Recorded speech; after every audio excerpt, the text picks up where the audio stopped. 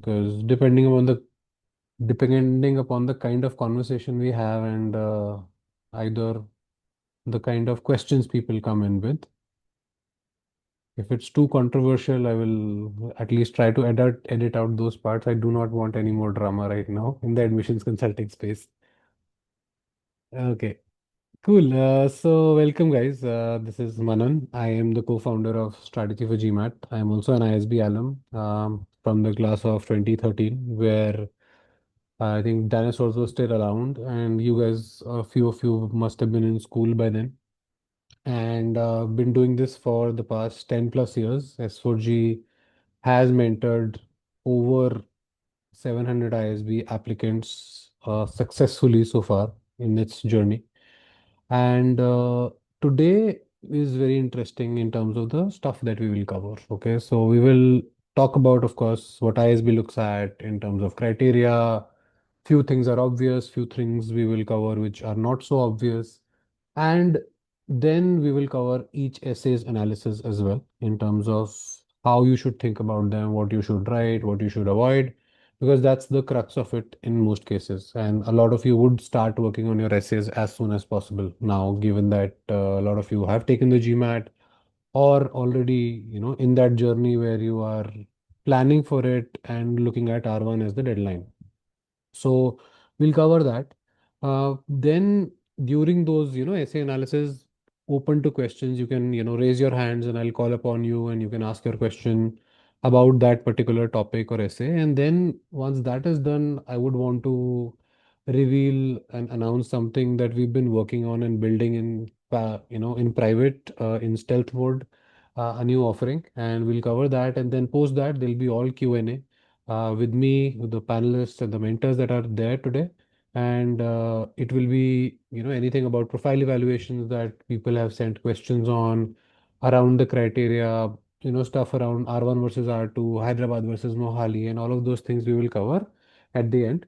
But for the essays themselves, if you have any questions, feel free to, raise your hand. I will call upon you and you can ask those questions. Let us make this session very, very interactive.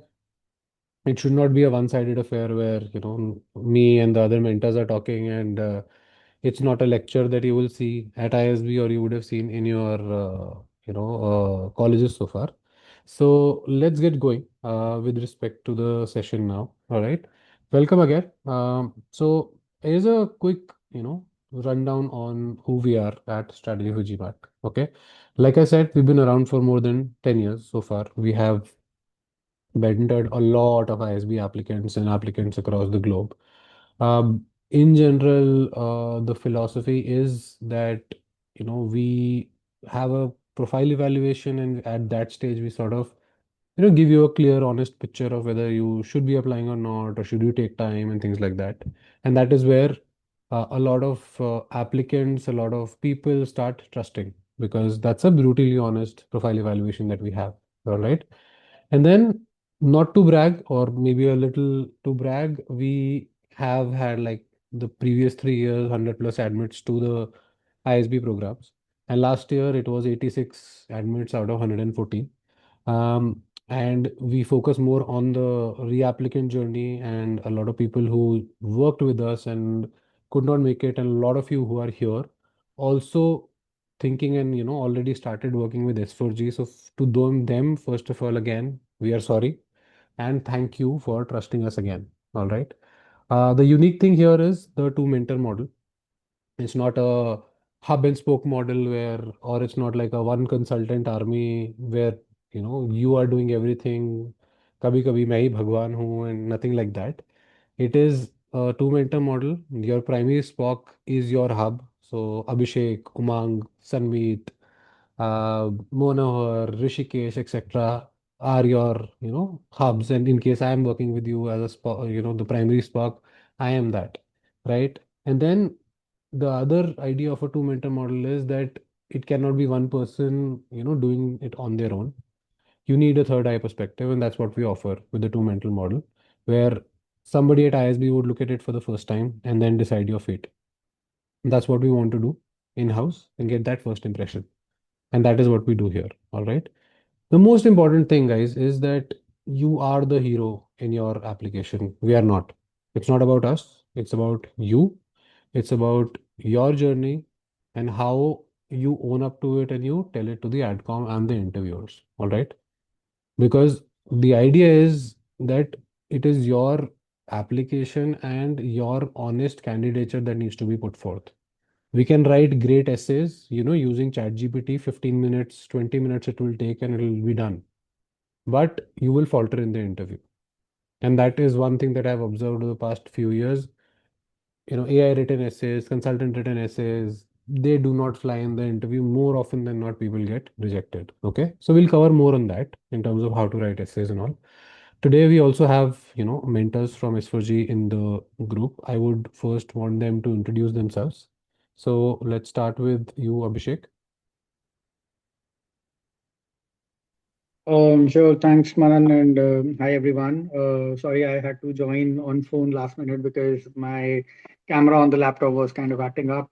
But yeah, very excited to be here, guys. I think it's always fun to have these AMA sessions where we can come in and demystify all your queries. And we've been there, done that, many years ago. We've been in your shoes, so we understand some of the things that Manan pointed out about essays or about the campus or about any other queries that you may have.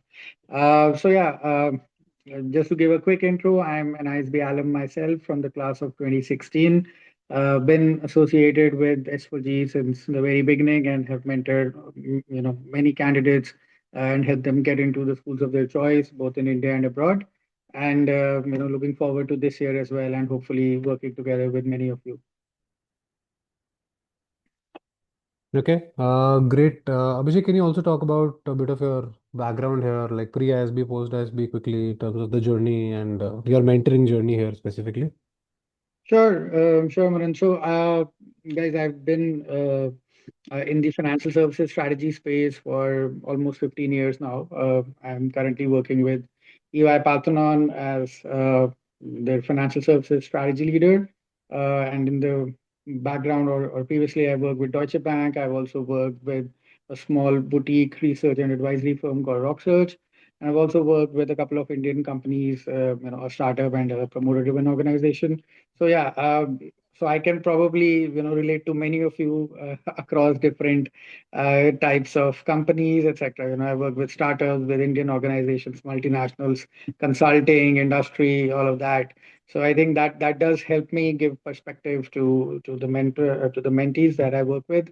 And yeah, I think it's been a fun ride every year working with a lot of people, and hopefully this one would be no different.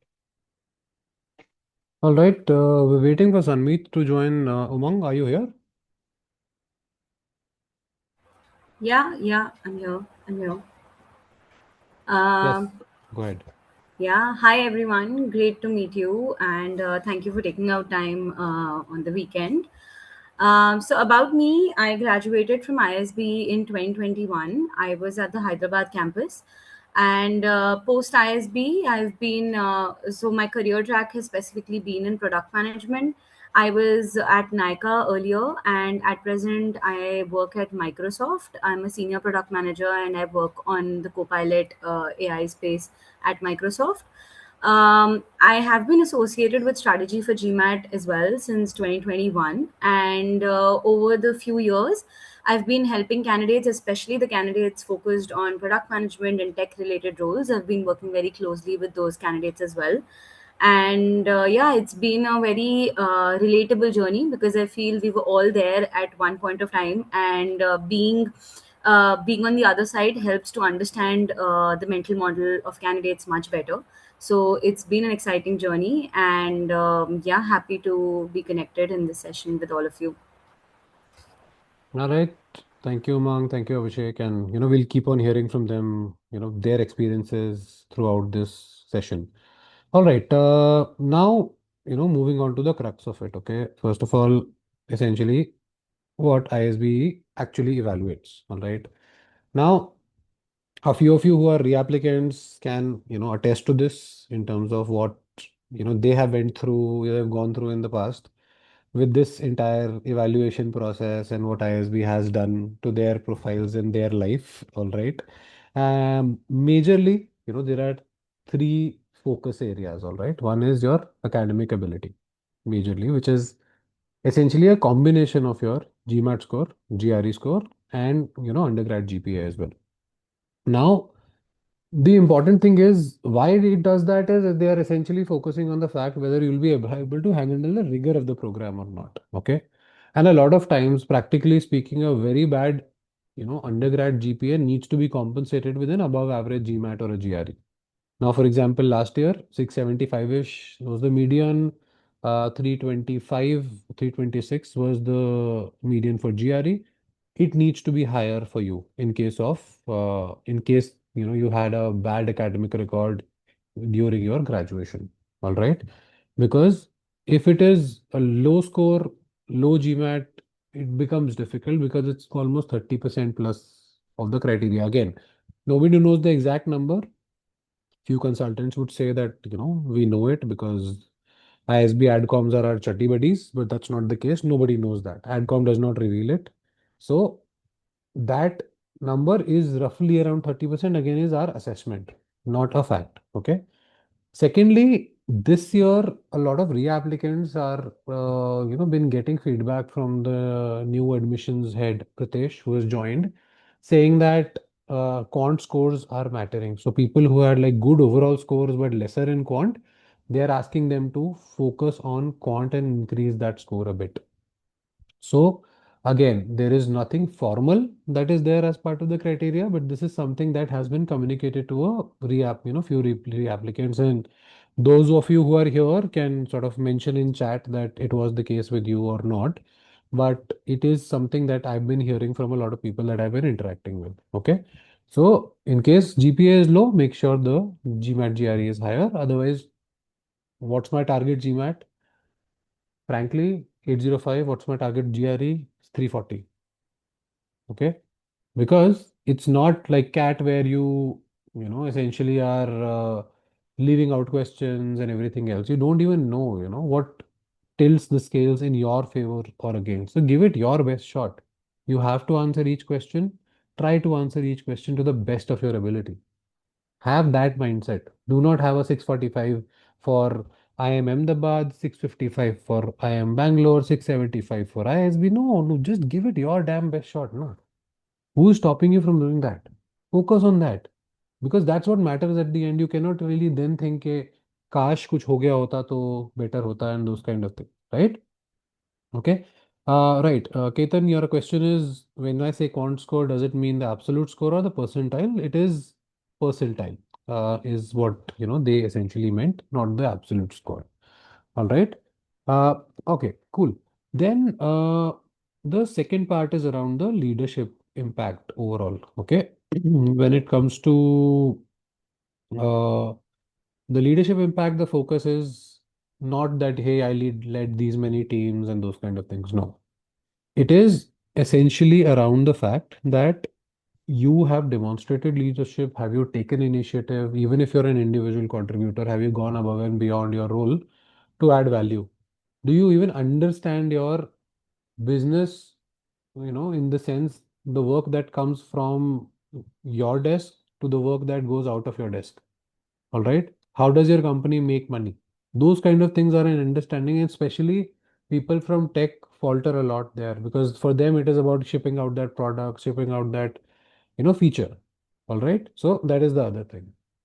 Then we are talking about diversity. Now, diversity means gender, diversity means geography in case you have international experience, definitely that helps.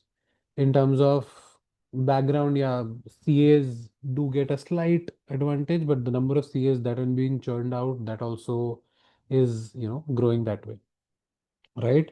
Then there is this overrepresented engineering undergrad pool, which always gets the wrath of the consultants. Ke, तुम्हारा तो नहीं होगा and all of that. Yes, it is difficult. Yes, the bar is slightly higher, even if nobody formally says that, but it is not that high that you cannot just, you should self-reject or anything else.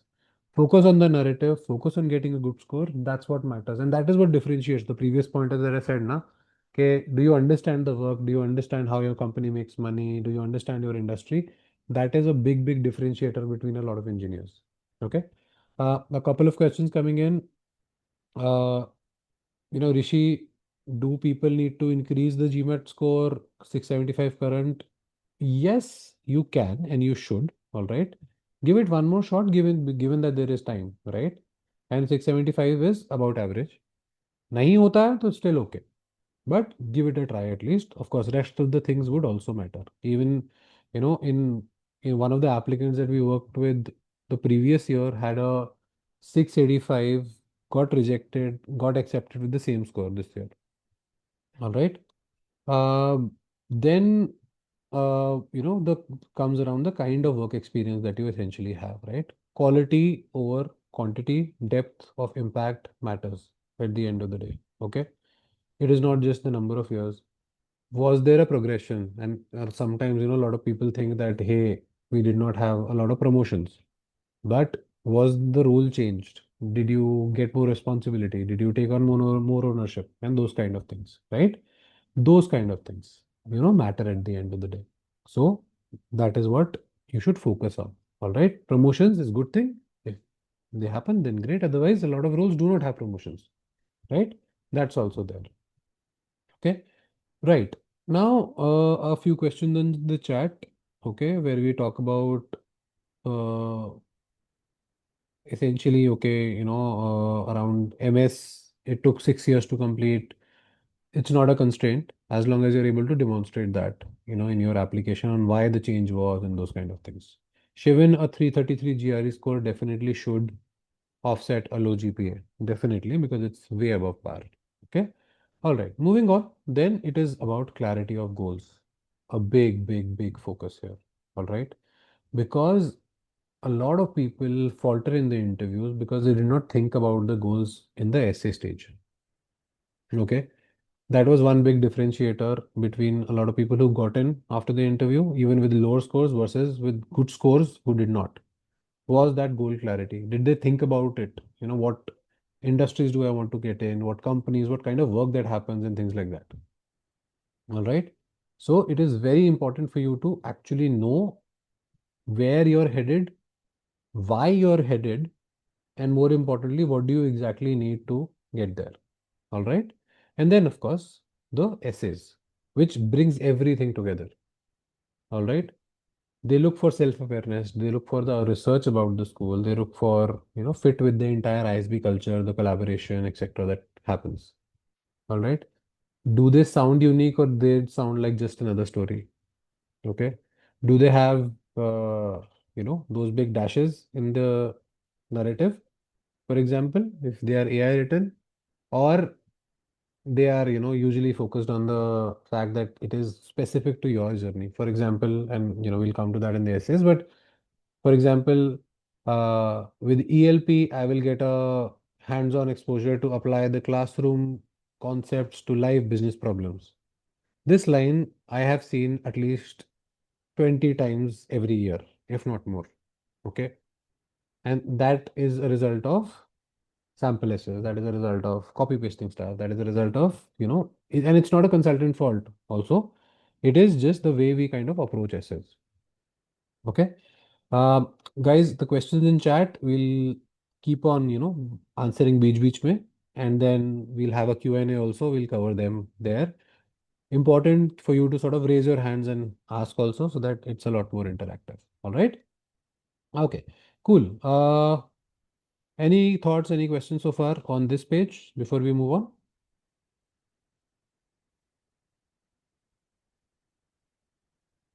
Okay, nothing yet. All right. Maybe I'll take one or two questions from the chat right now. All right. Urvi, you're saying my GPA is on the lower side, but I come from humanities and have a scholarship. So ISB does not just look at, your absolute number. They have benchmarked with respect to various, course types, various universities as well. So, for example, a Delhi University graduate in BCom should ideally have 8.5 plus or 8 plus because a lot of people do. Versus if I look at an English honors graduate from Delhi University, they will not have, that higher GPA. All right. And if you have demonstrated that scholarship, mention in your academic achievements. In the form, if you see there is a portion where you can write your rank in the class, you can talk about that also. From there, it gives a sufficient indication to the school that you are pretty good in terms of acads and everything else. Okay. All right. Cool. Raj, you have a question. You can unmute yourself and ask. Hi, Manan. Thank you for Hi. taking this question. Okay. Uh, I actually wanted to ask you what is the right way to work on the clarity of goals? Because I come from a manufacturing background where I did a project management. I have a few good examples of a leadership and impact as well, but I got rejected because I mainly think that I have mentioned the consulting as a goal, which many of others do as well. And relating this manufacturing industry job to the consulting, I think somehow it weakens my profile because I do not have that consulting exposure in my pre-MBA industry. So, Correct. what career goal would be nice? So, how do I know that? What is the right All way right. to work for it? All right. So give it a minute, Raj. We'll cover that in the second essay analysis. Okay. We'll go there and we do that. Okay. But very good question. I think applies to a lot of people who are looking at product also as a focus. That I'm coming from tech, so I have to go to product, right? That way. Okay. Let's just move on to the essay analysis and then we'll come to this. Okay. All right. Cool. Now what do you see? Okay. I don't know why I'm seeing this. Purplish pink thing here. Can you see it on the screen also? Okay. All right. Not sure why that is the issue. But, all right. Cool. Yep. Okay. Go back to the previous slide and come back, Manan. Probably that might fix it. Not sure. Nah. Okay. No problem. Let's go ahead with that. Okay. Wait. Is the screen sharing gone, right? Wait a second. Yeah.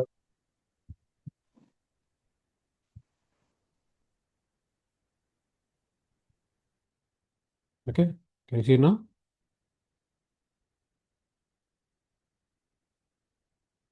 Yeah, this is fine. All right. Cool. Now, first essay. Okay.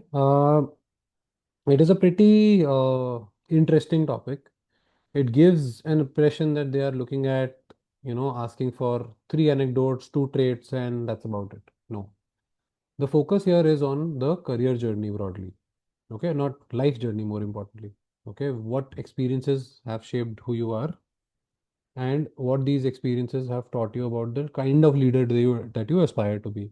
Now, when we say unique, it does not mean that they are extraordinary or they stand out. You don't have to sort of climb Mount Everest to justify your place in the ISB ecosystem. No, not like that.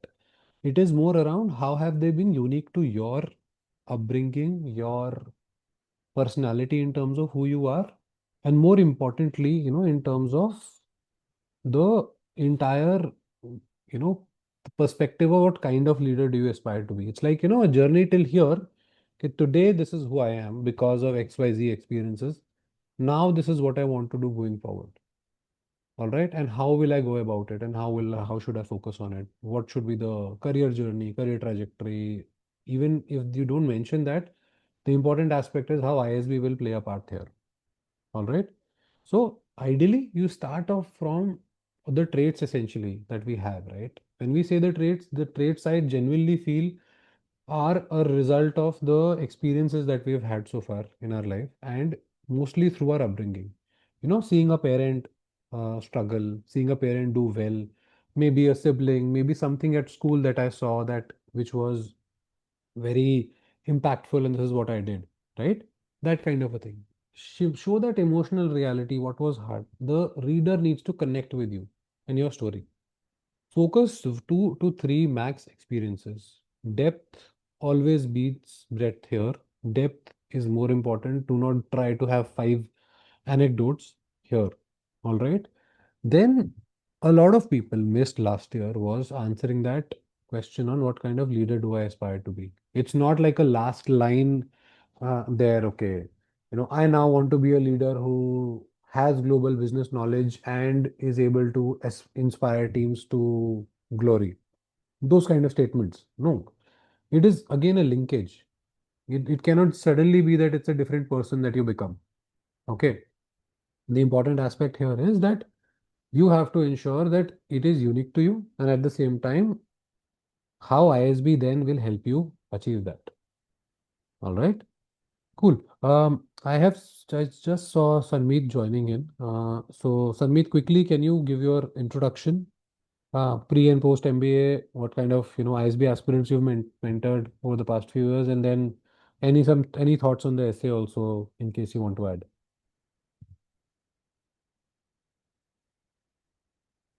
Sanmeet, you there? Just give me a second, when I'm just setting it up. Just give me a second.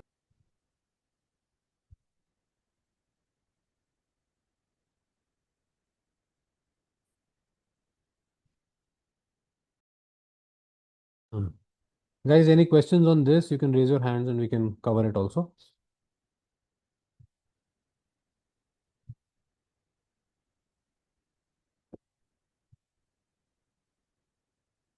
Yes, Manan. Yes, sir. So Sanmeet is here and Hi, he is. everyone.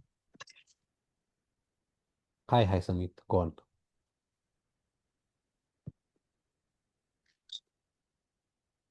Sanmeet, Paji, you're there? Yeah, I'm here. I'm listening to you. Are Yes, I I am here, but I think I missed your question. My question was Are you able to first, see?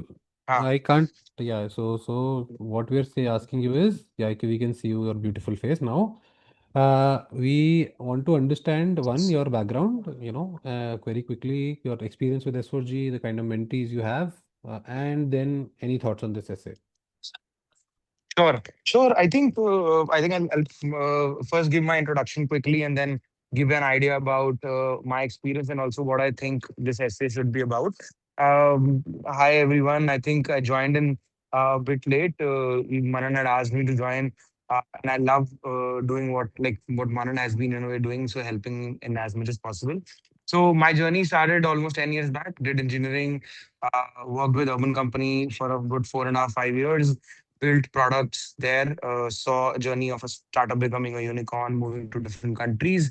Then went on to do my MBA, did MBA from Down and South in Koikod. Very different experience. So I went on to do IMK's 1 year MBA program, which is PGPBL. And I was part of the second batch. Very different and interesting experience for me because at that point in time, the PGPBL program was really new. Uh, so got a very good chance to see how a program also shapes up, and these all programs are in a way lineage of what ISB and IIM Ahmedabad and Bangalore in a way have been doing. So that has been in a way primary. My MBA experience got a chance to work with Amazon, Mahindra Racing, and for the UK office.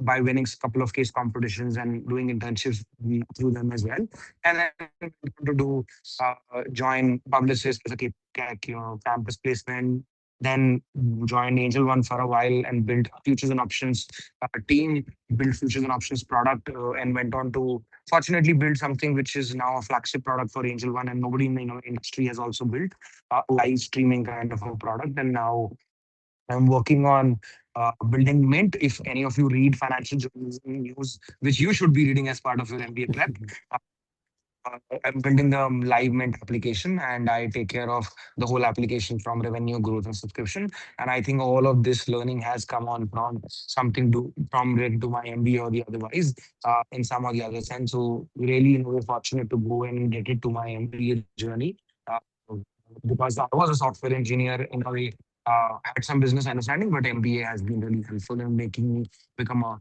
product manager. And I think my experience with Manan has been in the S4G team has been for good long, I think almost 3.5, 4 years now. I think I've not kept a track, but I think it would easily be good to 300 odd. Manan, we would have done students together, from mock interviews to applications.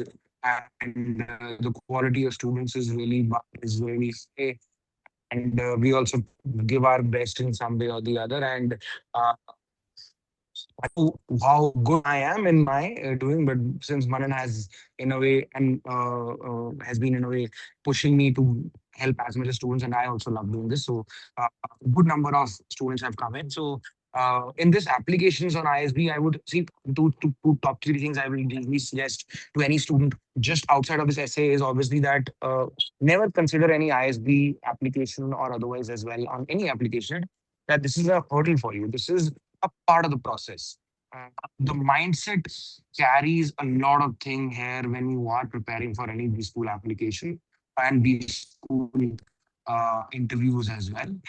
Start thinking from the first day to the end goal that yes, I can be a part of ISB. I am good enough. My profile is good enough, and the confidence holds a good power here. Uh, This is something I would want. Confidence is not something I and one will say that, oh yes, feel confident, and you start feeling confident tomorrow. No, it will not happen. It is not like a syrup we give it to you, start feeling confident. It has to slowly imbibe and come into you. And the second thing is that have sit down and think about what all things, experiences you have done in your life. Uh, like I'll give you an example.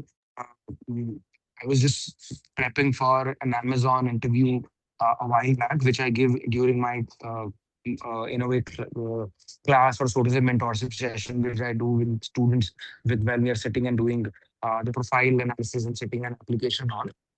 Is something that Amazon specifically has 16 odd leadership principles. And when you prepare for leadership principles and sit for any interview, they ask you for any specific thoughts and experiences you have relating to that leadership principles. Uh, for example, bias to action. Claire, what was the situation in your life when you went into doing something on having a bias to action and not sticking around with analysis paralysis? So those time and the reflection, introspection you do on your own self help you with your application. So sit down and sit with all of the things you have done in your life. What experiences do you think have in a way shaped you? It could be personal experiences, it could be personal experiences, but don't talk about breakups. Uh, that is not something I will be very happy to see. Yeah. But yeah, but overall No, experiences, although professional. Yeah. although Sanmeet on breakups and relationships, I think there are a lot of stories that you can read on LinkedIn from certain Yes. people Yeah. around every year mentoring at least 5 to 7 couples towards their divorce. So, Exactly. okay, Exactly. cool. Sorry. So, all right. So, a couple of questions here. So, Ayushi, you're asking, can the all the experiences be from personal life? Can you tie personal to professional? Yes, you can. Definitely, you can do that. Uh, because yeah, because you can, ultimately who you are is more personal than professional, frankly. All right. And for professional journey and professional anecdotes, there is this second essay that you can talk about. So here major focus should be on that personal journey outside of work, and then you move on to the professional journey and tie some ends at the end, because that is the kind of leader that you want to be, and that kind of a thing. So if I have to sort of prescribe a template, again at the risk of saying template, is that maybe two anecdotes or two examples from personal life and maybe one short one from professional journey should be the way to kind of go here. Okay, cool. Can other people sort of go on mute and I will chime people in, as we move along. Okay. All right. I think we've lost Sanmeet also. Can't really hear him. No, But no, I'm here. I'm oh, here you're here. only. You're I'm here. here. Okay. Yeah, Okay. I'm here. Hmm. Okay. Okay. So there's a question, Sanmeet. I think you can take it. That where we find that leadership qualities that ISB acknowledges. 16 principles that are there, right, for Amazon. Y- So do we have something similar for y- ISB? I think some leadership principles. I think which I'll just go through the chat as well one more time. Uh, okay. Where can we find leadership qualities like ISB acknowledges? Yeah. So, I think the see leadership as an overall is a trait which is has overlaps in MBA in corporate journey a lot of time. Like we also find it, but the few leadership principles I always say which is really good and ISB definitely acknowledges is ownership. Where was a situation where you actually owned up something and in a way went ahead and did it, uh, owned up completely? It could be any project you did during your corporate experience. It could be maybe an event you in a way uh, hosted, organized in your campus. It could be like a fest you organize in the campus or anything you owned up on, which is one I think. Second is, are you good enough to deliver results? Like, can I trust you that yes, you are somebody who is good enough to just deliver results as well? This is another good leadership responsibility, like leadership quality you should be in a way exhibiting. See, what I usually is that don't just fixate to couple of leadership principles that okay, this is what ISB wants and let me focus on that. No, what there could be a possibility that Manan is, let's say, for example, really good in ownership. I am really good in bias for action, and you might be very good in, let's say, in having backbone and disagreeing to something and still delivering it. So I would rather say that go through the Amazon leadership principles and Yeah, on you from can your own apply. experience, bring out new stories, and then that would Yeah, be really you helpful can for. apply those. You can apply those Yes. also. Taking initiative, empathy, Yes. stuff around resilience, perseverance. Ask yourself, are you the kind of person in cricket, for example, who fancies coming in at 65 for 4, chasing 300, or you're somebody who wants to, chase or get 400 batting first, that kind of a person. So, which is taking initiative, and previous one is resilience. Okay. All right. Moving to the second essay now. Sanmeet, I think you can go on mute. There's some background noise. All right. The second essay is more around intellectual experiences that you influenced your approach to learning and then led you to pursue an MBA. Okay. This is a very, very anecdotal essay. And those anecdotes should give an instance or give an indication around your MBA need and MBA inclination. All right. It it can be a concrete anecdote. It can be a book, but with a book there has to be a lot of backing in terms of how exactly it led you towards it. It cannot just be a book. Hey, I read a strategy book and this is where I am. I want to do an MBA. It just blend it into it. Maybe books told you in terms of intellectual thinking. Maybe books shaped your learning approach, which should be the first part of the essay. And then through those experiences at work, for example, it could be a project that you worked very well on, but somebody gave a perspective which you never thought of, and you realize there is a gap in thinking. All right. Or for that matter, it could be somebody who's an MBA who are you're working with together. All right. Then you realize, okay, these are the areas where I feel that they were doing well and things like that. All right. वो सब करके. The third, area could be essentially around your goals. Now, this is where a lot of people faltered last year, where they did not mention the goals. Now, because they did not mention the goals, they did not think about the goals. Only till the time they started preparing for the interview, 5 days before, sometimes 3 days before, sometimes, and they faltered in the interview. And it happened a lot, especially in cases where people did not pay a lot of attention to this particular essay. And it was again either AI written, either written by someone else, or maybe you got a very late response from your consultant. Could be anything. All right. The important thing here was that people missed thinking about goals, and ISB again, Pritesh or Baljit have given that feedback to a lot of reapplicants that your goal clarity was missing. How the link towards ISB was there, that was missing. Pritesh quoted to one person around the fact that what if ISB does not happen, then what will happen? Right? So that these 4 5 things about ISB and your goals need to be in the latter part of the essay. It is not a classic goals essay. Okay. It is not a essay, okay, this is where my journey is and these are my goals and that's why I want to do an MBA. No, the MBA need is beyond the goals themselves. It is about a personal growth, an intellectual growth, a skill set based growth in some sense. Right?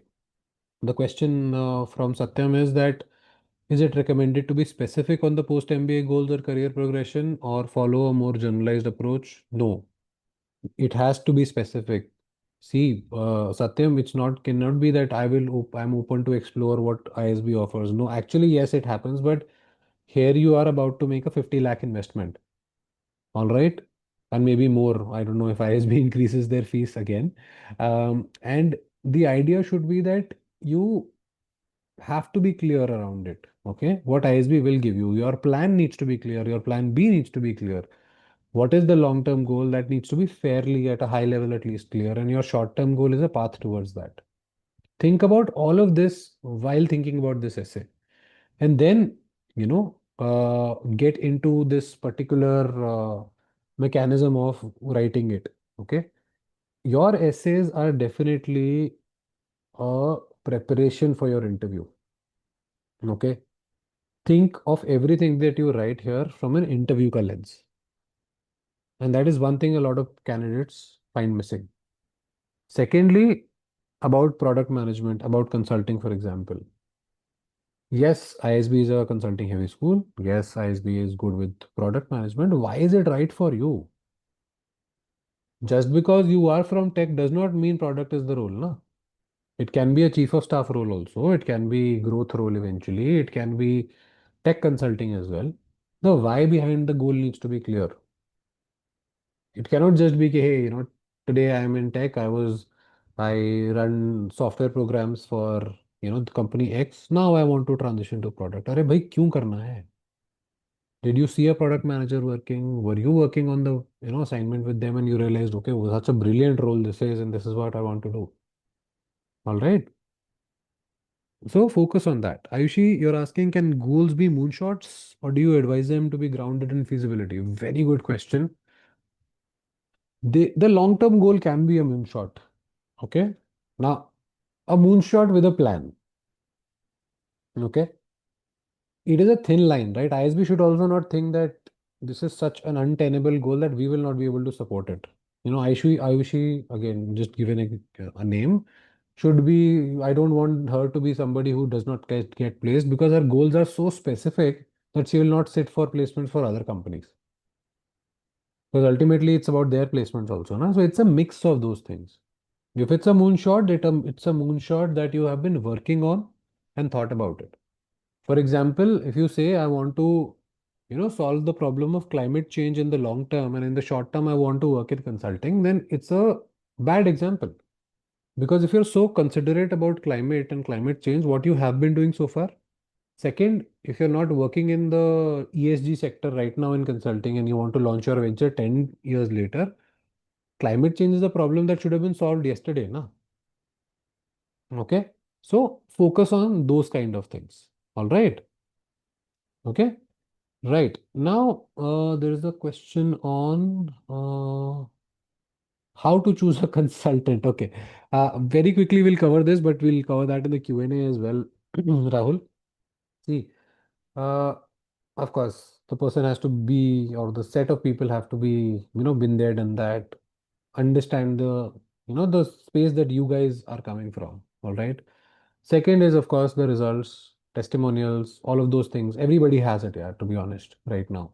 LinkedIn, YouTube, tons of stuff on the WhatsApp group. And frankly, I feel, empathetic and sympathetic to you guys right now who are looking at consultants because it's very difficult to choose the right one. Okay. The only thing I would say is talk to people, see the kind of responses that there are. Ask for either referrals, ask to speak with the people who you'll be actually working with, and then take a call. Okay.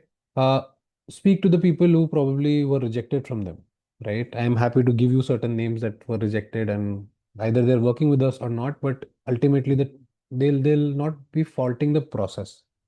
Okay. And more importantly, the vibe that you get. Okay. What you should not have is, you know, get it out of the fear. Okay, if I don't choose a consultant, then all hell will break loose. I can't do anything and those kind of things. No. Consultant, the first question is, do I need one? And then you focus on the fact or on who to go to. It's much like, relationship. Okay. If the vibe is not there, then you can't, do anything about it. All right. All right. Rahul, you sort of sold. So you can visit the website, see the plans there, and there is something new that we are coming up with. Just hold tight. We'll, come together on that. Okay. All right. Cool. Now moving on to essay 3. Uh, Abhishek, do you want to cover this one? Yeah, yeah, sure, Manan. Thanks for that. So I think essay three is a very interesting essay because one, they mentioned that it is optional, although in my view, it is not optional because generally, if you look at other applications across different schools, optional essays are usually spaces where you can cover things that are not obvious. For example, if there is a gap on the resume or between employments or during your education, and it could be because of various factors. So such things are optional. I think this essay, which is share any intellectual pursuits, unique experiences, perspectives that you have pursued and that have shaped your worldview. I think this is more of a mandatory essay in my view because it is very important to bring out your worldview and your personality through this essay. And they also ask you how you've grown through these pursuits and how these would potentially contribute to our learning community. And when they say our learning community, they mean the ISB community. So I think, firstly, let us not consider it to be optional. I would highly recommend you guys to give it your best shot because it does add a different dimension to your application and your personality. I think you should talk about something which is very different and not coming from the typical themes that you might have covered already in your application in SA 1 and 2. It could be anything. It could be hobbies, it could be side hustles, it could be any beliefs, anything that you believe is different or unique to you. Like I'll give you my example. If I were to attempt this one, I would say that something that is unique and has changed my worldview is that I have gone without speaking for 10 days. Now, as soon as I say that, I know that out of the 5,000 applicants who would have attempted this essay in a year, there would be single digit people who can claim that they have gone without speaking for 10 days. And that makes it very unique to my perspective. And that would help the AdCom remember me that, okay, Abhishek is that person who's gone without speaking for 10 days. So it will help them recall who I am and, put me in a very different light.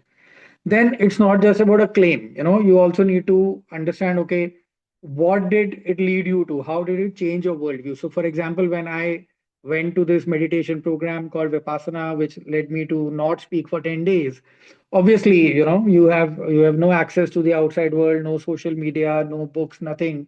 What will you do? And you're not even allowed to speak. So what do? You basically look inwards and reflect on your past life, and it makes a lot of changes to the way you look at things, and makes a very a lot of difference to your worldview. So how did that happen? The whole journey of bringing a new perspective or a fresh worldview is what you should cover, and then also link it to ISB. How would that contribute to the ISB community? So for example, I can say that uh, I would like to join the program and then start a meditation club at ISB, for example. So that is a very clear value add of having Abhishek as somebody who's, in addition to the program or the cohort. So it's just, helping you connect the dots from what you're talking about as a unique experience, which is going to a meditation program and not speaking for 10 days, how it has changed your worldview. You talk about that. And then how will that lead to an addition to the cohort or, contribute to the ISB learning community.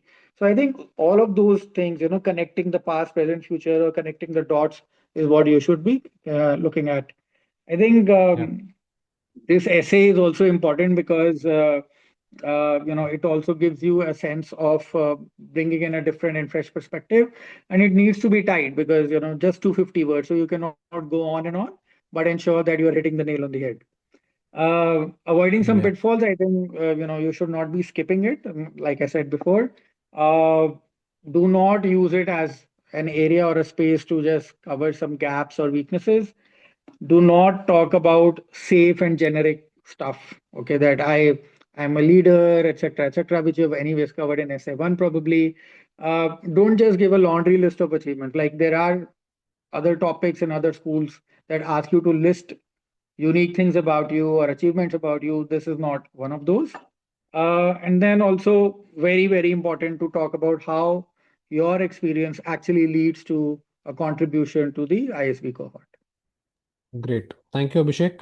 The more important part here definitely is that the ISB community is not just your peers, right? You can talk about your professors also. Let's say you worked on research project. Somebody who said, I did my MS. You would have worked on certain research assignments, wrote a paper. You can always say that you will work with the professors and assist them in their work also. So learning community is a broader term and not just your peers. Okay, cool. Then comes the reapplicant essay. And first of all, the reapplicants here, one, it is a very difficult journey that you have gone through, focusing on the entire highs and lows of the GMAT GRE, working on the application, either with the consultant or on your own. It is a very difficult process that you have gone through, and you're still here. So first of all, pat yourself on the back because बहुत difficult है जो आप लोग कर रहे हो. So it is not easy, and take heart in terms of whatever you're trying every year, trying and coming back because it is fighting for your dreams, right? So the important thing the ISB is asking here is, right, have you grown meaningfully if versus your last application professionally? Was that a promotion or a new project that you worked on? Do you understand why you did not get selected? Have a line on that, maybe. All right. Shows that self-awareness, whether it was goal clarity, whether it was something else, it could be anything. All right. Just focus on that and, talk about it. Then it was, if it's a GMAT or a GRE change that you have, you mention it, but not the score of what you've got because ISB prohibits you from doing that. The alums do not have access to your scores in your interview because they want to keep it unbiased. Okay. Then, if it's a goal articulation, if things change, you can talk about that also. Okay. It's okay to change your goals versus the previous year. Then, what to avoid? Obviously, don't blame it on Kismet, right? It is something somewhere went wrong. Although ISB also might say luck, some consultants might say luck, including me at times where I'm, inexplicable in terms of how things have gone wrong. And do not just submit minor revisions of your essays. Okay, while ISB will be okay with that, but there has to be some meaningful growth. Okay, and then from a timeline perspective, okay, let's say if you were R3 applicant, don't think that you got a rejection in March and how can I apply in September? Think of it from January when the deadline was. All right. It's focused on that. All right. That is there. Now, taking a couple of questions from the chat and then we'll move on. Okay. Somebody who applied to the YLP or the PGP YL also. Okay. You will be considered as a reapplicant for the PGP. So you'll have to write, and it's a very sweet spot because they have so much things that you would have happened in your career. So it would have been, fine, right?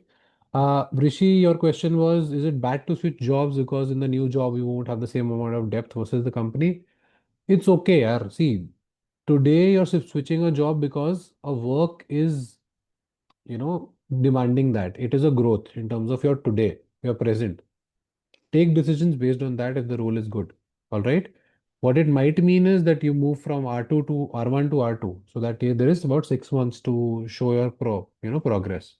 The other way to go about it is submit your applications and then switch the job. Then it's an interview conversation. Okay. Focus on that. All right.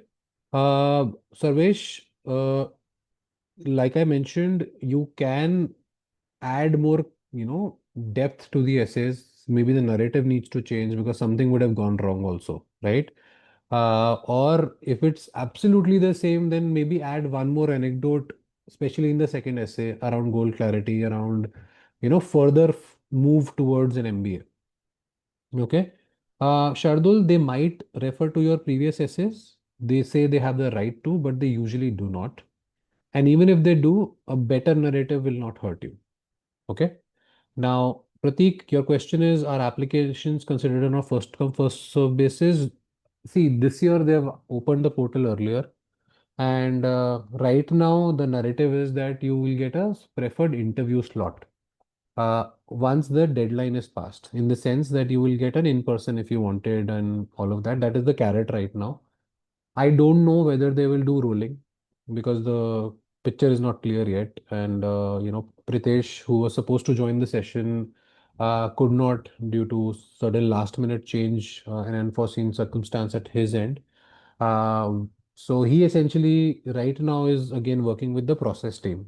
So he's marketing, he's outreach, he's working with the process team who decides all of this. And they will have a picture in the coming maybe next week only or few weeks going forward. But keep on asking the questions. Pritesh will be around at various places, with various consultants and all of that. You can ask those questions there also. And once we have an update, we'll cover it here. Okay, cool. Moving on now, we'll continue to have the questions, but this is something that I want to sort of announce and have a focus on, right? Is we've been working on something, around this entire application model where we felt that a lot of candidates, might not need that full-on hand-holding kind of a support. A lot of people are self-aware. A lot of people can, do without and focus on a dedicated mentorship. All right. So what we've been working on is essentially something called an, ISB application accelerator, which essentially is a 5-week program, okay, that you will be part of for your ISB applications. All right. The idea here is that there are certain amount of information that which is common to all, which is something that you as part of a community can actually work towards and work together. Okay. And do not think of it as a competition. Think of it as a, 5 people, 10 people, 20 people working together for a, common goal. Think of it like a super 30 of S4G kind of a thing. Okay. So what we'll do is the first week, will be sessions on what ISB looks at in terms of evaluation, how you should look at introspection, how you should look at, building the profile, what kind of things to focus on, and those kind of things. All right. The idea here is you have a dump of stories to choose from. That is the introspection part. Okay. Then we do alum panels focusing on experiences from their industry. So you heard Umang today, you heard Sanmeet today from product, you have Abhishek from financial services, consulting, that he's been working on. He's right now in Germany for a project, for example, right? What kind of journeys they have had pre-ISB, post-ISB, what did they write in their goals? How should you position yourself? Is this the right goal for you and all of that? So goal is something that you think about before you think about applying, right? Goal is very important that way. So we'll cover that in the second week. Then it is around essay by essay breakdown. So whatever we've discussed right now, we'll go 2 layers deeper than that. The templates, the structure, the focus, all right? The framework, not template. Should you use AI? How should you use AI? The kind of mistakes to avoid and all of those things. All right. Then you work on your applications for 2 weeks on your own. All right. Then I will step in. These will be one-on-one sessions with me for the individual members of the cohort, where we will tear down the narrative. We do a brainstorming. We'll talk about what to write, what not to write, and review the entire thing. And then you go back, make changes, and come back. All right. That does not mean these are the only 2 reviews that you have on your application. You should, do it on your own and ask more people. But this idea is that there is this sense of community that is there. There is this sense of personalization on top of that community that we will be working on. Okay. That is the idea of this ISB accelerator program that we have. All right. The important thing is, how should you choose between a one-on-one program with us or with anyone for that matter versus this certain factors to consider here. Okay. One, the program which is, one to many versus one to one. In one to one, you have unlimited brainstorming, application reviews, dedicated mentors for you, right? The coverage is till the ISB R3 or whenever you submit. So the program does not end, the application plan one on one does not end there, right? The alumni, folks that we discussed, there's a 2 mentor model that we have. So I will be one of the mentors always, either the primary or the secondary. All applications still go through me throughout. Okay, no application goes through without my eye. If my work, I am the primary, Abhishek would review, for example, because I'm not perfect, obviously, right? And then we can have one-on-one sessions also later if required. In the application accelerator program, I will be doing certain sessions, Abhishek will be doing sessions, and I'll always be there. Then we have this dedicated 60-minute or more or less. Again, there is no minimum time bound here, review, and then we will focus on that. All right. The idea here is if you need absolute hand-holding, focus on the, the full service consulting that we have, or with any other consultant for that matter. But if you feel, and especially a lot of cases where reapplicants have put in a lot of effort already, you can come back and be a part of this, where there is a mix of personalization as well as a sense of community that you actually work on. All right. Overall, just to summarize, there will be 7 live sessions overall. It's a 5-week program.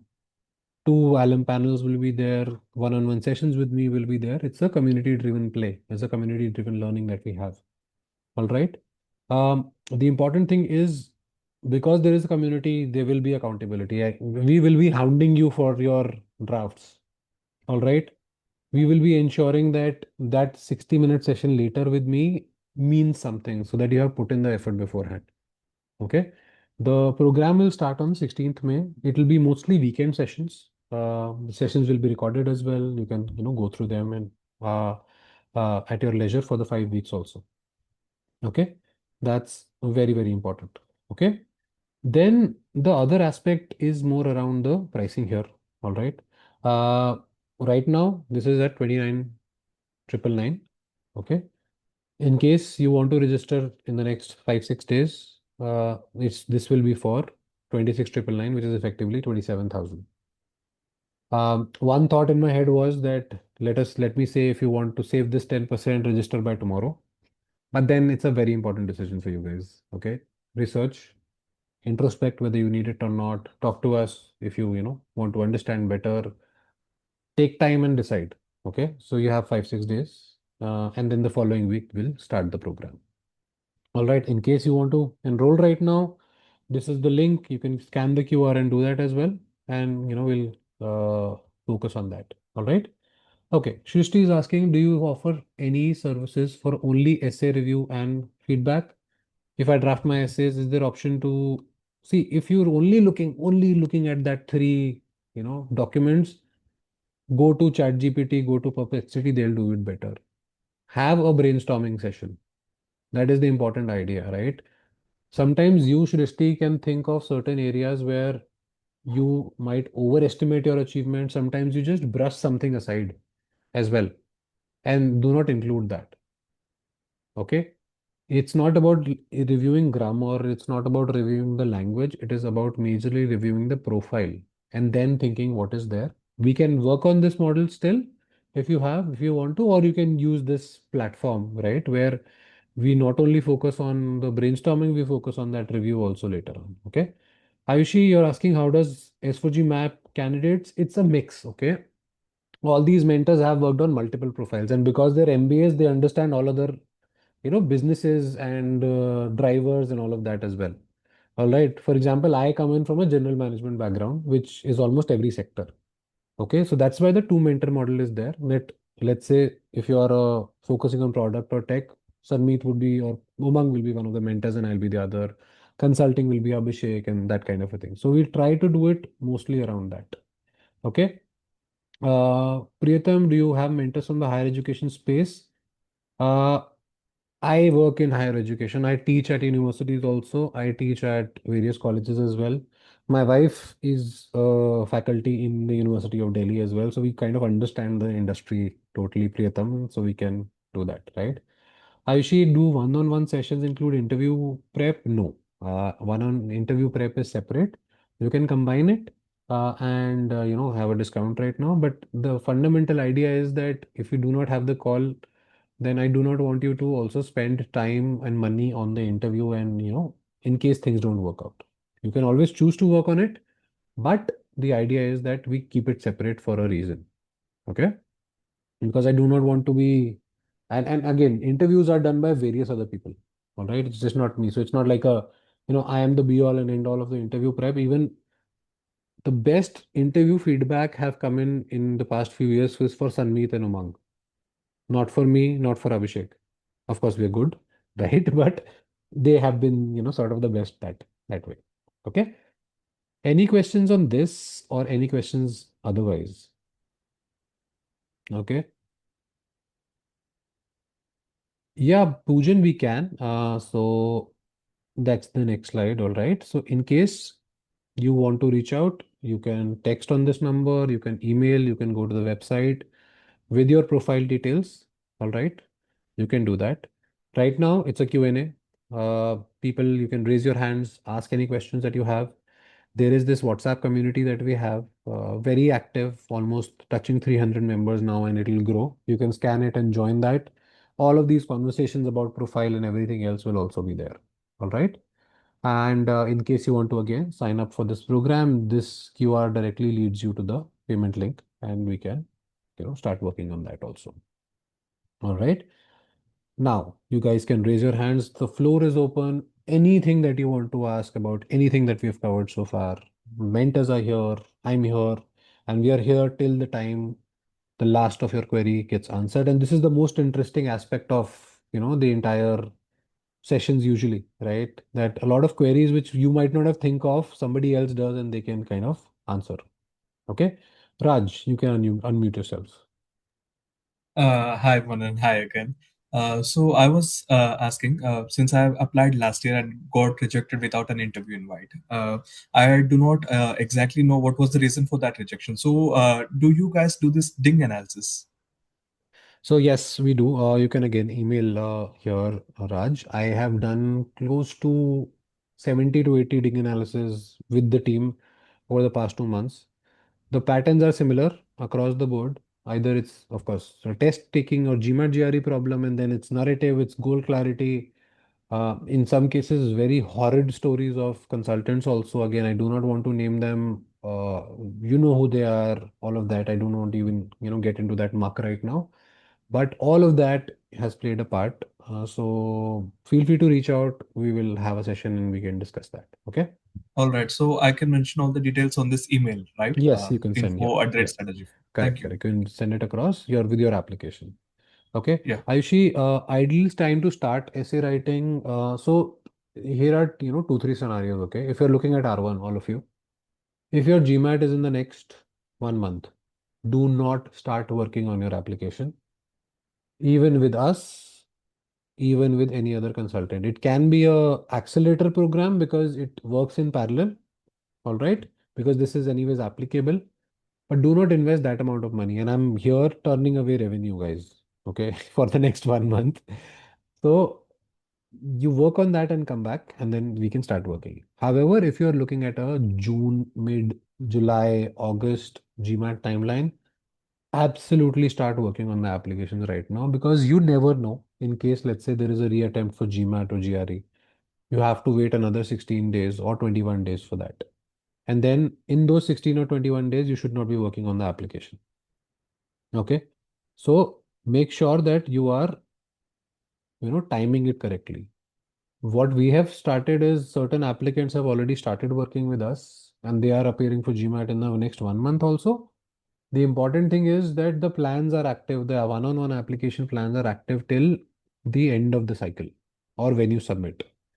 So in case GMAT does not work out in R1, we'll go to R2. If not R2, we go to R3, and that's where it stops. All right. Okay. All right. Other questions? There is something in the Q&A as well. And guys, you can raise your hands and unmute yourself. All right. Okay. Given your experience with so many applicants, Rishabh is asking this question. How do you view the application journey with someone having 6 years of work someone with those many years of work ISB may think it's little too much for them for placements, etc. I will let Abhishek answer this question because he entered ISB at close to or slightly more than 6 years of work if I remember correctly. Yeah, Manan, thanks for that. And yes, you're right. I went to ISB with almost 7 years of WorkX. Uh, guys, see, it's very important to understand that ISB is not like any, other Indian school where they are looking at, 2, 3, max 4 years of WorkX, or they have a very defined, uh, range of WorkX that they would consider. For example, I'm Bangalore says that they are looking at 5 to 12 years of WorkX.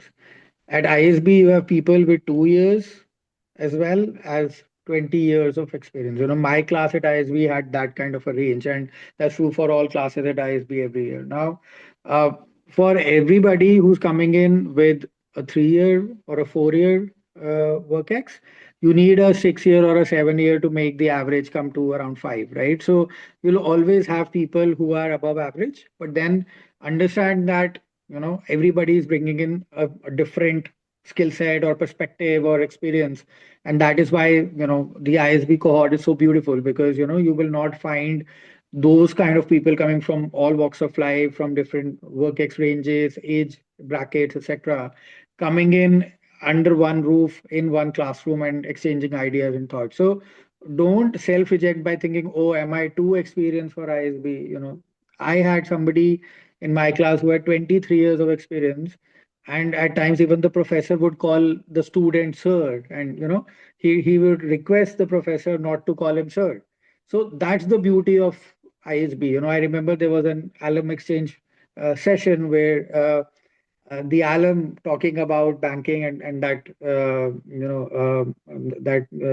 co-student of mine was also from banking. So the alum said, okay, on this topic, this is what I know about banking, but then if you want to know more, you have this person in your class, and please talk to him. So that's the beauty. Even alums or professors are referring to that person as sir, right? Or as a senior to him. That's the beauty of ISB. And that is because he brought 20 plus years of experience. So don't self reject. Don't think, will ISB reject me? Am I too old or too senior for the program? That is not the case. That is actually a strength. Play to your advantage. Showcase how that is actually going to help you add more value to the class versus somebody else. Abhishek, Poojan, you have a question? Yes. Firstly, thank you so much for this session. It was super helpful. So my question is, how do adcoms sort of look at disciplinary action in the past? I know this is like a bit of a gray question, and I'd be happy to share more details on the email. But is that like a hard no-no, or like if that's explained through like an essay, for example, and how one came out of it better? Um, so how does that play out? Right. So, see again, it depends, Poojan, in terms of what the action was, why it happened, how long back it was, and how have you sort of made up for it, right? It's a factor of all of those things. Yes, I would strongly suggest to put and have that in the narrative somewhere. And in any case, I think they ask you as a Q&A in the application also, where has there been any issue around it, you can talk about it. So you can explain it there as well. Happy to speak, again, one-on-one, you can drop an email and we'll respond. Awesome. Thank you so much. Okay, all right. There's a question on recommendation. The recommender has to either type it out or no. I think there is a copy paste facility available. There are a set of questions that go to ISB, go to that mentor, and they have to type it out. Who should be your recommender? It should be someone obviously you have worked closely with. Then comes in more senior, the better. And then, of course, if it's an ISB alum, that's a cherry on top. Okay, so it's a mix of all of those things. The important thing here is, like I said, they should be, knowing you enough to endorse you and talk about those examples in those subjective questions that come up. All right, Soumya, questions around, are there any significant differences between R1, R2, R3 in terms of scholarship, etc.? Uh, as such, now it is not in terms of chances, while ISB will always tell you to apply in the upcoming round. Okay. If you ask R2 versus R3, they will tell you R2. If you go back by R3, they'll say, no, no, you should apply in R3 only because nothing changes. And then, at R3, after if you get rejected, then it could be okay, because it was R3. Okay. So the first principle is apply when you're ready. Okay. R1 is better because one, scholarships R1, R2 are generally better. Second, when it comes to the entire timeline, R1 results you get around in September, oh sorry, November. Okay, if you go through the interview, you have solid 4 5 months to prepare for the MBA journey. So that's a big enough slot and big enough time to do all of that. So that is why R1 is generally preferred. Otherwise, the first principle is apply when you're ready. Okay. That's what matters. Somebody, mentioned that, Ritesh obviously is saying that people apply early, that is better. Right now, as of today, there is no clear answer in terms of whether it is on a rolling basis or your application will be reviewed first and, you get a decision early or your interview might happen early, then of course it's a merit. If it is just about that, interview slot later, I don't think you should focus on that. Apply then when you're ready. It's okay to submit early. It's absolutely fine. Okay.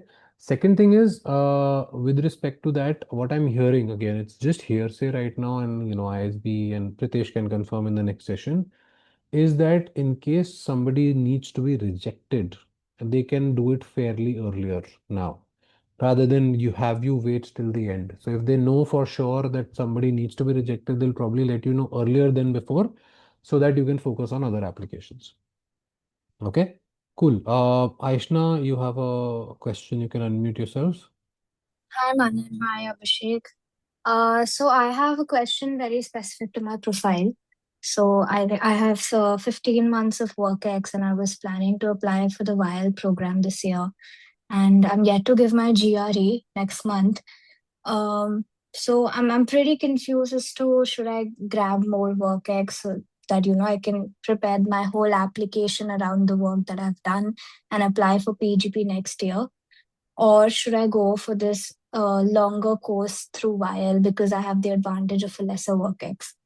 Also, I wanted to know about the GRE, the GRE range of scores that the ISB prefers. So I had some questions around these two things. Okay, so first, if you are right now at 15, so by March 31st next year, you will be above the PGP limit, so go for that. Do not like quit your job and say, "Okay, I will apply for VIAL." No, don't do that. Go for PGP. Start working on the application if you want to, or if you're not started GRE at all, then you're mostly in R3 or R2. Then focus on that then. All right. GRE versus GMAT ISB does not differentiate. It's all about the average that you meet that number. That's better. Take the mock tests of both. Mhm. You will understand which test to go for. Okay, that's all I can say at this point. Otherwise, quant in comparatively in GRE is right now easier than GMAT. Verbal is slightly tougher because of vocabulary. It just again, those are the things that are said, but important is you focus on and take your test, and you'll decide whether you want to go for it or not. Okay. Got it. Uh, So I think just one more thing. I haven't been working. I left my job in February. please start Um, working. Please start working. I know I did have a conversation with you about this, but I'm pretty confused that if I work and then Mm. from August to December, I will be working on the job and on the application as well. See, So start now then. Start now in parallel. At least basic things can be worked out. You can, add the anecdotes of the new job later. And you apply in December, not in September. But start working. Do not, it's a very generally a bad decision to quit your job for an MBA application prep or a GMAT GRE prep. And especially in this case that you want to be eligible for VIL, that is why you're not working. No. Don't no, have no, these that was regrets. not the reason of quitting the Um, job. yeah. It was pretty circumstantial. That Hmm. is the reason. The thing about VIAL came very later on in my head. So this is the confusion that I've been facing, that should I be applying this year or should I grab more Give work X and then apply for PGP? give it a shot at PGP. If things don't work out, and then ISB is not, against the applicants anyway. So you're fine. Okay, so suggesting I should apply next year in PGP. Yeah, this year for the next year's intake, you can do, Yeah. na? Yeah, Mm-hmm. yeah. Hmm. Okay. Got it. Thank Satyam, you. you're asking, thank you. Satyam, you're asking, can you broadly share the factors or parameters in their weightage on which the essays interview of the candidate is evaluated? See, essays are around, of course, the clarity and the simple, structure of the essays. If is it conveying the question that they're or answer they're expecting of the question, first of all, right? Is it able to show the person? Are they linked? For example, essay one and essay two should not be like feeling like two different people, right? Interview, it's a mix of everything: goal clarity, communication, articulation. The interviewers read your essays as well, so there is this slight bias also on top of that. All of those things are there. In terms of weightage overall, again, uh, I cannot claim to know the exact number, but broadly, 30-ish% for GMAT, GRE and CADs, 30-ish% of for the application and essays and other parts, and then the rest is interview. Interview, and it's a composite score at the end. So it cannot be that if you just go through the application, stage, that does not mean that it does not factor in the interview stage. It's a composite score, score A for application, score B for interviews combined, and that is where the cutoff starts. Okay. All right. Aspirant 26 is asking where you would you place 2.5 years of work experience. It's competitive, yes. A lot of people get in and have gotten in with that amount of experience. Last year we had, somebody who got in, although he deferred. Tegman Singh, he worked at Uber, and he got in and deferred for a year. He was at around 2.7 years, so it's absolutely fine. Okay. Question on there is Aishna. You have further questions, or can I take something else now? No, I just had one last question that Yes. why would you not suggest while and why would you suggest PGPCA? Because you already have 15, months of experience. If you want to stop at that next year till July, you will stop working. Then, Mm, it's about placements also, right? so to explain the gap to the outcomes gets Yeah, very difficult. unnecessarily. Your goal is not to get into the program. Your goal is something else, and the program aids towards that, Mm-hmm. right? Makes Okay. sense. All Thank right. you. Akhil. Hey, hello, Manan and Abhishek. Thank you for the session. I'll be quick. I will be a re-applicant. I had my recent feedback call with Pradesh, and I've been told that my scores are average. GMAT 675 is average, uh, and I did not have goal clarity as well in the interview. So I was told that you cannot be average at so many factors and still be in ISP in a very sweet way. It was not Of offensive. course, of course, of course. So how? I mean, I'm baffled now. If I get into the ISP application accelerator program, uh, how do I achieve this? Because this is happening in cohorts, and Hmm. could you just throw light on that a bit? Sure. Thank you for that. So on the GMAT front, of course, work in parallel, right? If undergrad scores were low, then GMAT needs to be slightly above par. That is one part. With the application accelerator program, it is the factor around goal clarity is in those sessions, right? Where we actually talk about what happens in a consulting role, what happens in a product role, and those kind of things. You can ask your specific questions in those sessions also, right?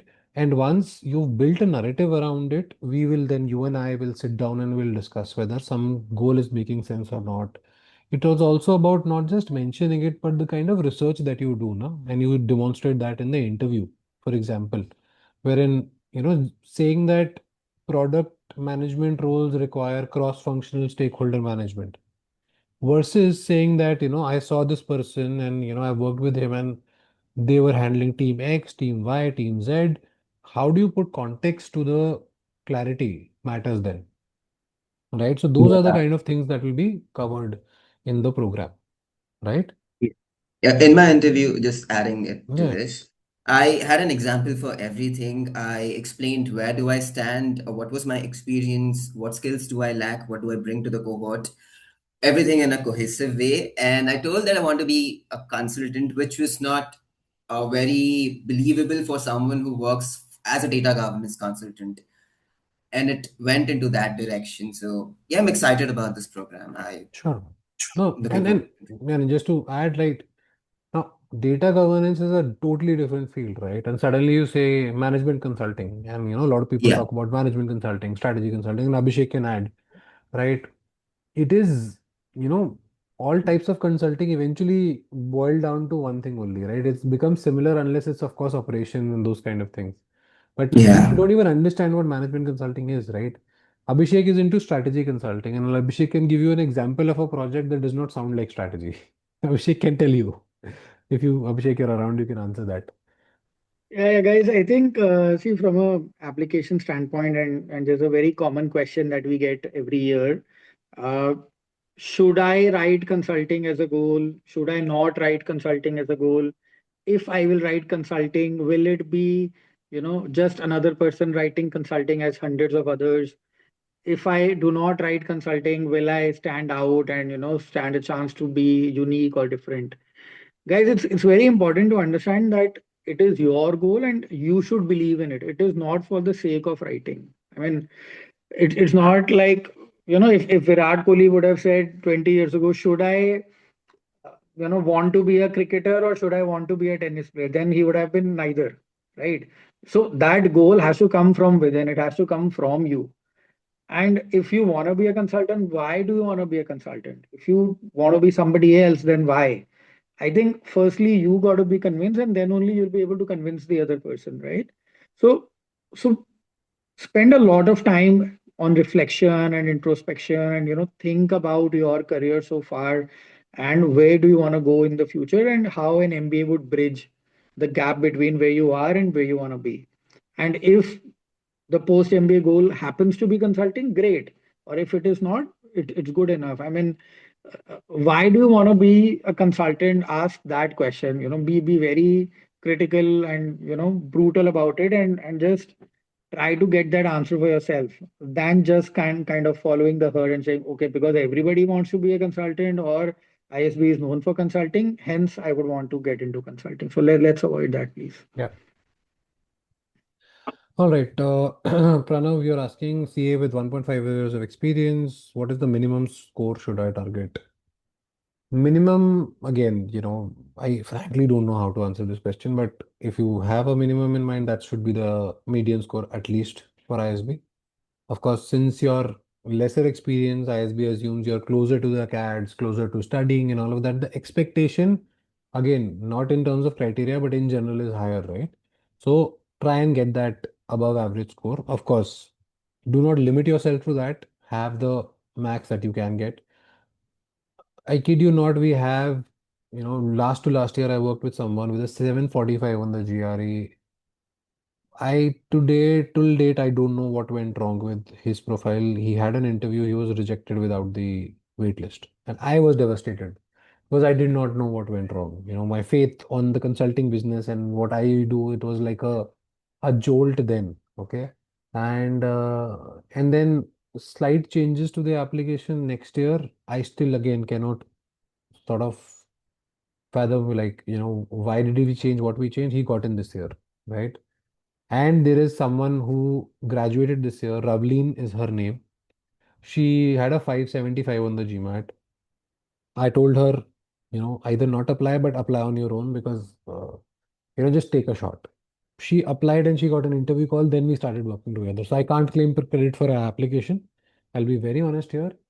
But at times we don't know, what goes our way. It's still a subjective process. No consultant can tell you the exact same thing. Okay. You will only know when you try. You try is what I will always ask you to do. Do you want to do it with a consultant or not is a separate question altogether, guys. It is all about, do you want to try? Yes, you should try. Okay? That's what matters. All right? Hope this answers, Pranav. Okay. Okay, there's a follow-up. So there's some other Pranav, sorry. While I read through the question, Nilanjan has his hand raised. So Nilanjan, can you ask a question till then? Yeah, I just had a follow-up question with Akhil. So he mentioned that the AdCom mentioned that 675 is average and you can't be average in a lot of aspects if you want to be an ISB. Yes, So, Nilanjan. so just wanted to understand what was your background, work-ex, and what like your undergrad. So just to have a proper, like a better idea about what exactly ISB is calling Okay. average. I'll quickly summarize in the interest of time. I have 4.1 years of work ex. I work for Cognizant, which is a common MNC, not worthy to mention.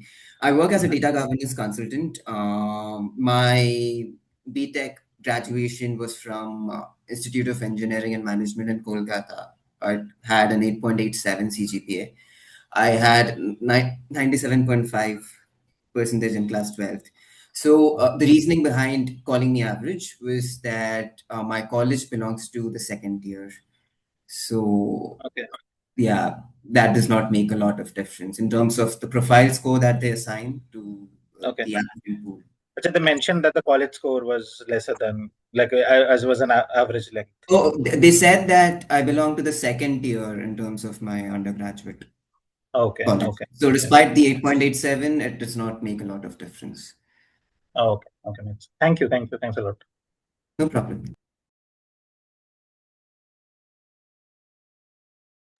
Then there's a question around if the post MBA goal is to re-enter consulting, your management consulting in FS, and you were challenged, you would be challenged for sure in terms of why you want to do an MBA or already into consulting. How to answer such questions? Again, I'll give it to Abhishek because he is our consultant. Mhm. Thanks, Manan. So I think that's a great question, and again, that's very important, and goes back to the previous point I'd mentioned as to what is the goal that you want post MBA, and why do you want to be there? Whether it's re-entering management consulting or anything else, right? Uh, Specifically, if I were to talk about something like this, and I've also been on the interview panel before, so I know these kind of questions do come up. I think you have to be able to justify why do you want to go for an MBA, and it goes beyond just achieving the career goal, which is say management consulting or re-entering management consulting in this case, because an MBA is not just the next job or the next role, right? It's much beyond that. So talk about learning, talk about how it would actually make you a better consultant if you were to go with an MBA versus being a consultant without. I mean, uh, I'm not sure of your current background, but even if it was, say, a CA or an engineer or whosoever, you would not have had a formal business education, which is like 360-degree business, right? I mean, covering different functions like marketing, finance, supply chain, operations, strategy, etc., right?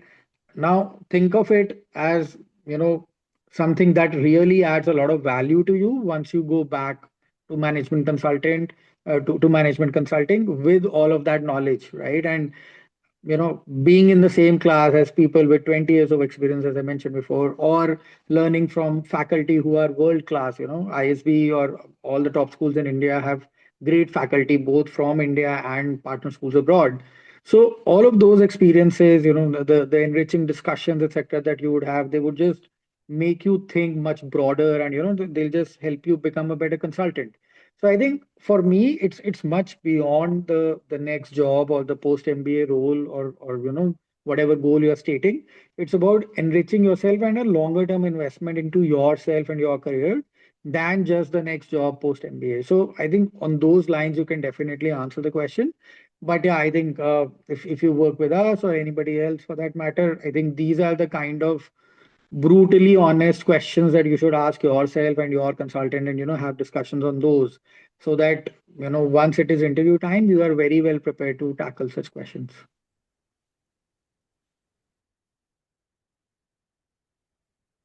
Okay, Ayushi, yes, you can unmute. Just 1 second. Let have Priyatham ask the question first, and then we'll come to you, Ayushi.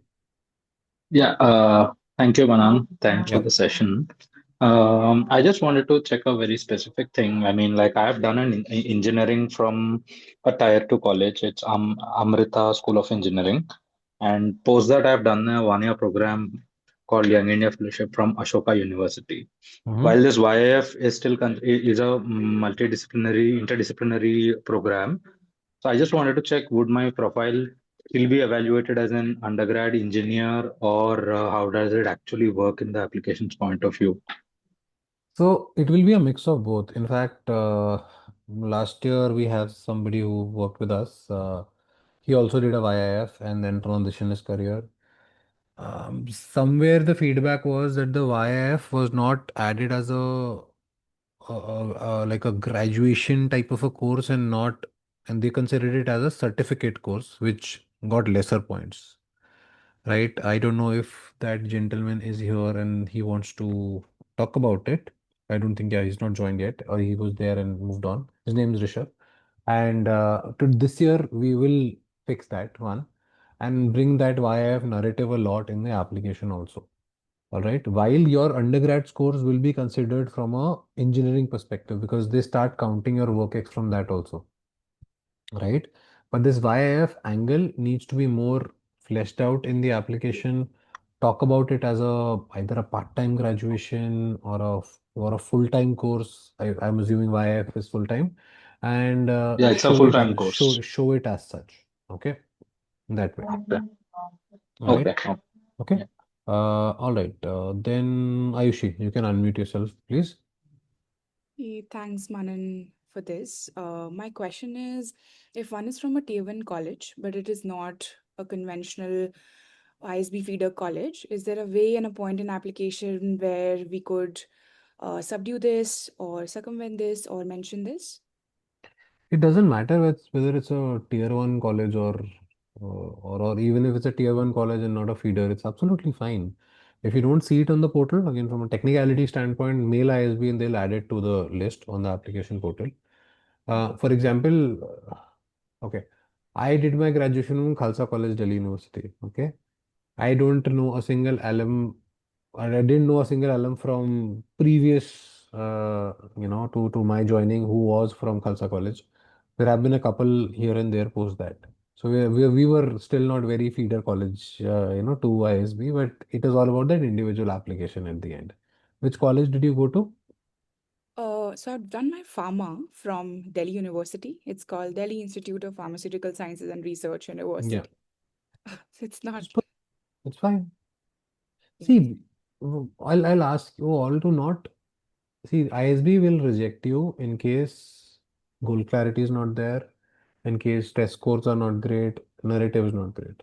Understood. ISB will never reject you for a different type of graduation. So don't self-reject that way. The important thing is why do you now want to move out of the pharmacology domain itself, or if you want to grow within that also, right?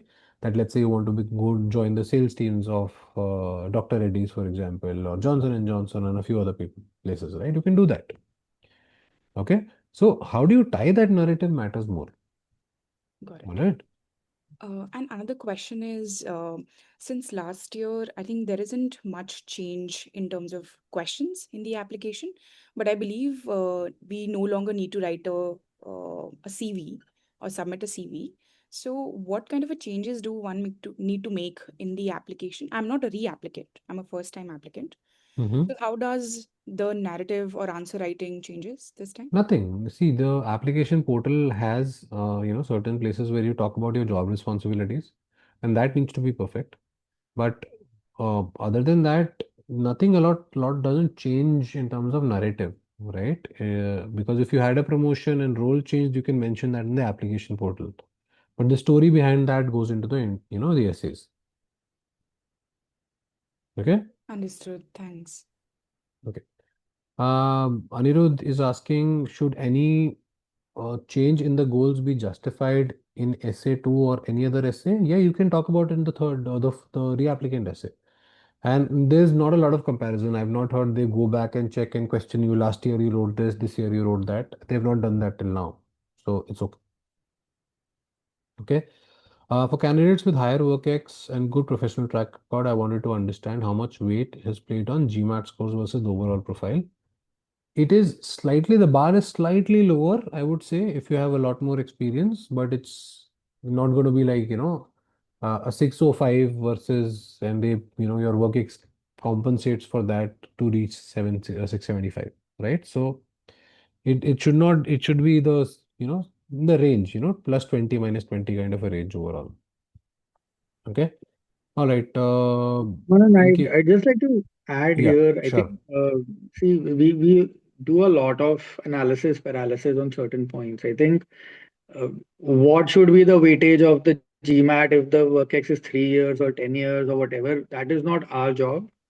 That is the ADCOM's job. Let us have the ADCOM do their job. Okay. For us, it should be very clear. The GMAT or the GRE or whatever test you're taking is the only thing that is probably under your control at this point in time.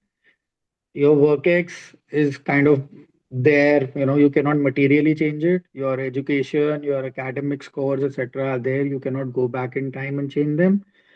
So just put your best foot forward on the GMAT or GRE and leave the rest to the AdCom. Don't think, oh, is 655 good enough? Is 675 good enough? Is 695 good enough? I mean, why not just give it your best and see where you land? And that combined with your profile, which you anyways can't change much. Yes, you can add to extracurricular certifications, etc., etc.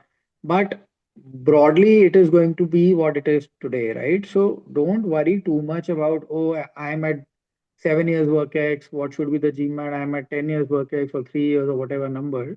Just give it your best. I mean, a higher score will never hurt you. It's as simple as that. Just go out there and give it your best shot and then see where you land. And then that in conjunction with your profile would determine whether you kind of make it to the interview or not. Correct.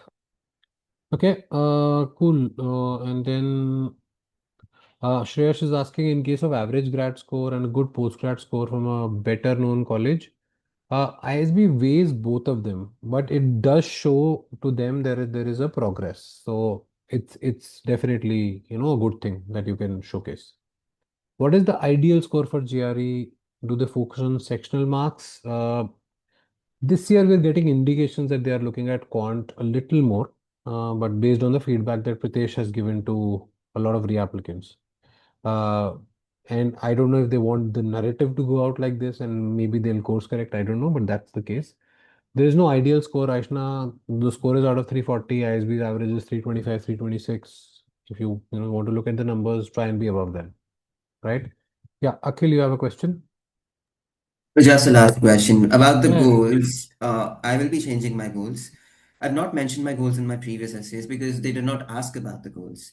So will they be accessing the interview notes or something? No. They'll ask you in the interview in case you talk about what went wrong. They'll ask you that, but they usually don't go back to your previous application to check what changed and why changed. In terms of narrative, they won't have the time. I mean, they're as it is not able to process the current set of applications well in time, so it becomes difficult to go back. And Amit, who was the previous admissions marketing lead, always said that they have the right to, but they usually do not. I have not heard a single case. Is in case anybody has ever heard that people, ISB went back, asked questions, what changed and why it changed, they can, of course, tell us. But in my experience, I don't remember, them going back and checking. Okay. Thank you. Yeah. Cool. All right. There are other questions. Yeah, Aishna, you can text me. We've been chatting on text, so yes, we can discuss. Okay, all right. Any other questions, guys?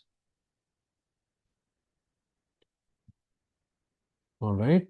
Since there are no questions, again, I'll reiterate, guys. Okay, so you can join this WhatsApp group with this QR code. There are multiple discussions, similar ones happen. A lot of applicants are there. We keep on bouncing off ideas and everything else. In case you want to subscribe to the ISB Application Accelerator program, you can enroll using the QR or you can text on the number. We'll send you the link and the website, and we can get that rolling. If you have any doubts, you can text on this number. In case you want to do one-on-one, we can obviously help that way as well. All the plans are there on the website. You can reach out on strategyforgmat.com.